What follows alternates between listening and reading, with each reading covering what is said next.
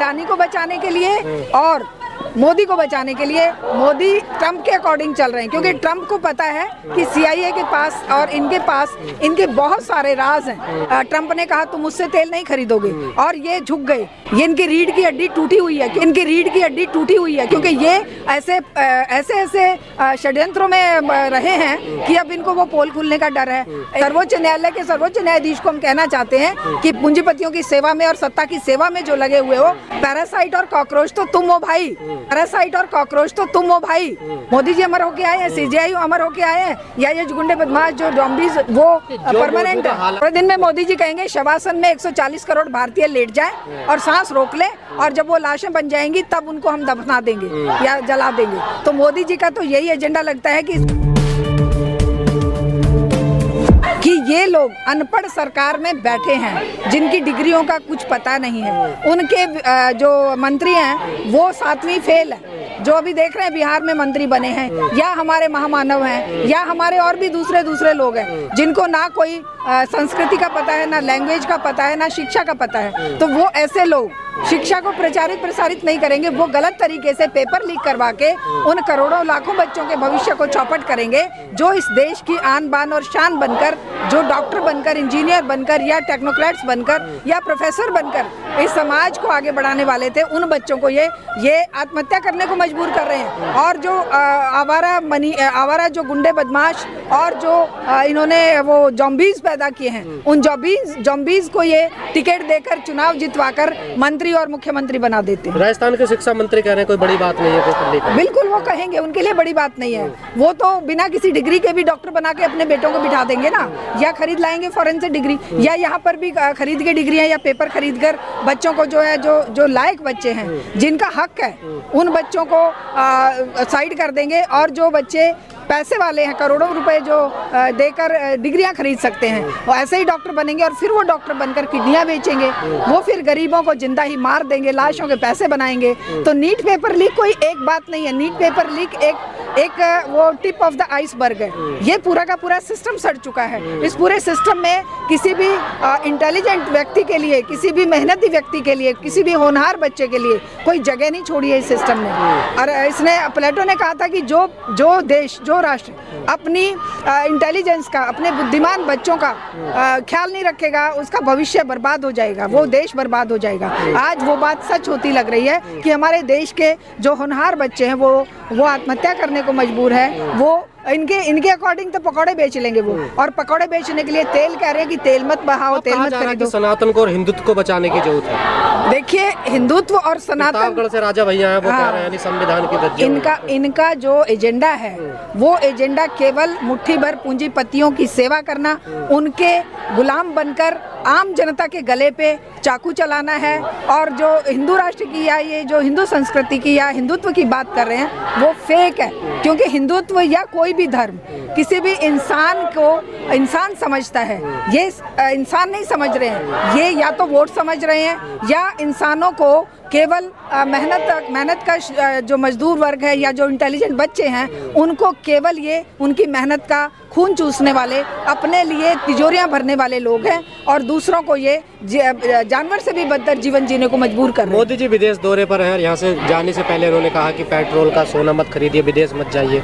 विदेश में भी कह रहे हैं कि अब देश का संकट आने वाला है। तो क्या आखिर कौन है इसका जिम्मेदार जो देश में इस तरह के संकट ये खुद लाए हैं भाई। संकट लाने के लिए ये खुद गुनहगार हैं।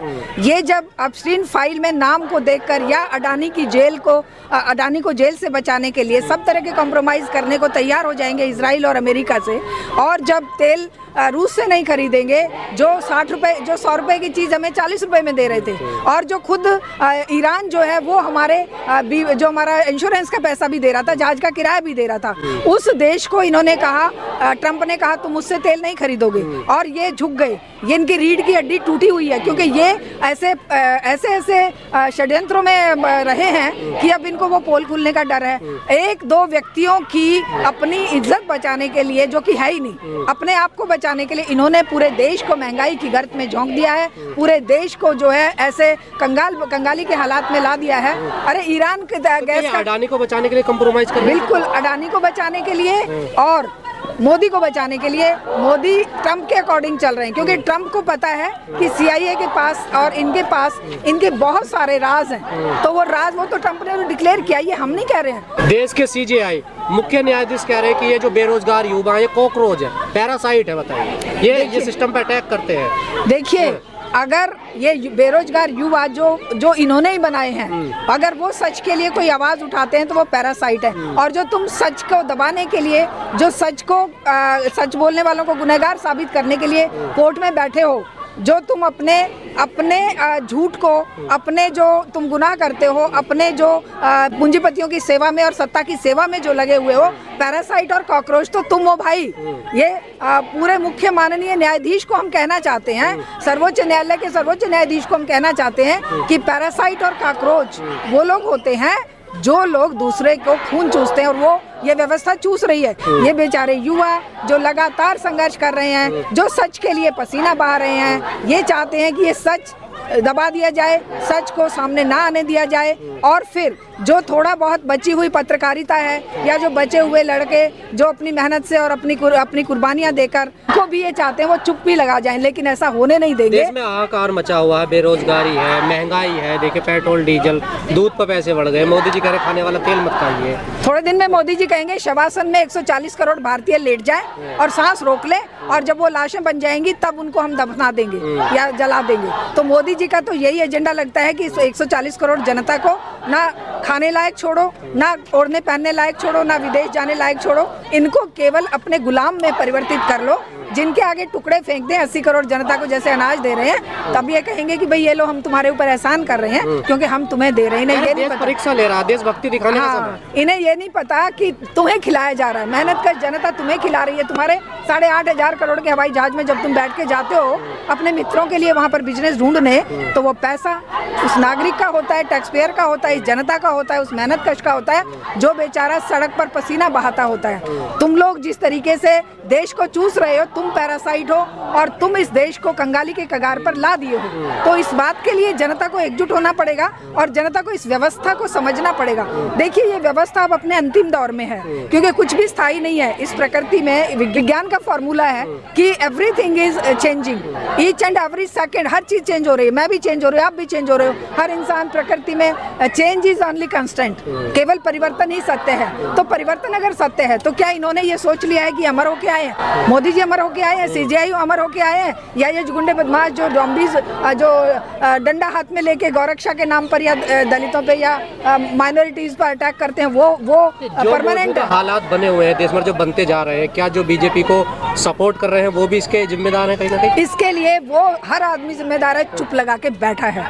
देखिए, अन्यायी अत्याचारी तो हैं, सत्ता में बैठे वो लोग तो सत्ता की रक्षा कर रहे हैं। हम क्या कर रहे हैं? वो लोग जो ऐसी कमरों में बैठे सो रहे हैं, उनके विपक्ष भी जिम्मेदार है। विपक्ष नहीं, पूरी जनता को हम कहेंगे कि जनता को खड़े होना चाहिए। विपक्ष तो उन्हीं के टुकड़ों पे पल रहा है। देखिए, इस व्यवस्था में पूंजीपति टुकड़े फेंकता है, चुनाव में टुकड़े फेंककर वो जिसके पास ज्यादा टुकड़े होंगे वो जीत जाएगा, जिसके पास ज्यादा पैसा जाएगा, जिसको ज्यादा पूंजीपति सपोर्ट करेगा। अब ममता से सपोर्ट हटा लिया पूंजीपति ने, अब वो सपोर्ट उधर शिफ्ट हो गया। जिस दिन वो सपोर्ट राहुल गांधी के करेंगे, राहुल गांधी आ जाएगा। लेकिन क्या व्यवस्था बदलेगी? नहीं बदलेगी। व्यवस्था बदलेगी जनता की जागरूकता से, राजनीतिक चेतना से, सामाजिक चिंतन से, सारे भेदभाव खत्म करके।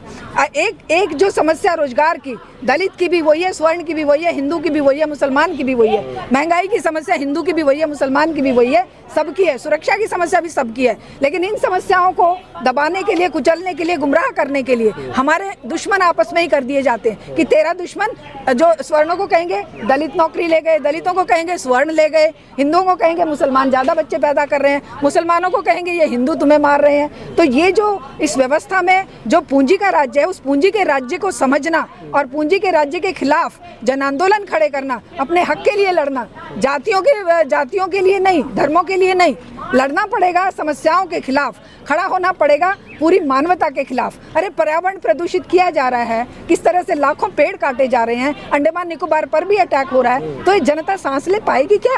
क्या हिंदू, मुसलमान, दलित या स्वर्ण सबके ऊपर सांस लेने का संकट नहीं आएगा? तो ये संकट से बचाने का एकमात्र रास्ता है जन जागृति। और जन जागृति केवल छोटे छोटे मुद्दों के लिए नहीं, ओवरऑल सिस्टम को ओवरथ्रो करने के लिए, सिस्टम के खिलाफ जो एक अमानवीय सिस्टम है, जो मानव को मानव ना समझ के केवल वोट समझ रहा है, या मानव को एक मतलब पूंजीपति मानव को केवल अपना शिकार समझ रहा है कि मजदूर अगर आवाज़ उठाए तो उनको जेलों में डाल दो, मजदूर अगर आवाज़ उठाए उन पे डंडे लाठी बरसा दो, महिलाएं आवाज़ उठाएं तो उनको दबा दो, छात्र उठाएं तो देशद्रोही साबित करके जेलों में डाल दो।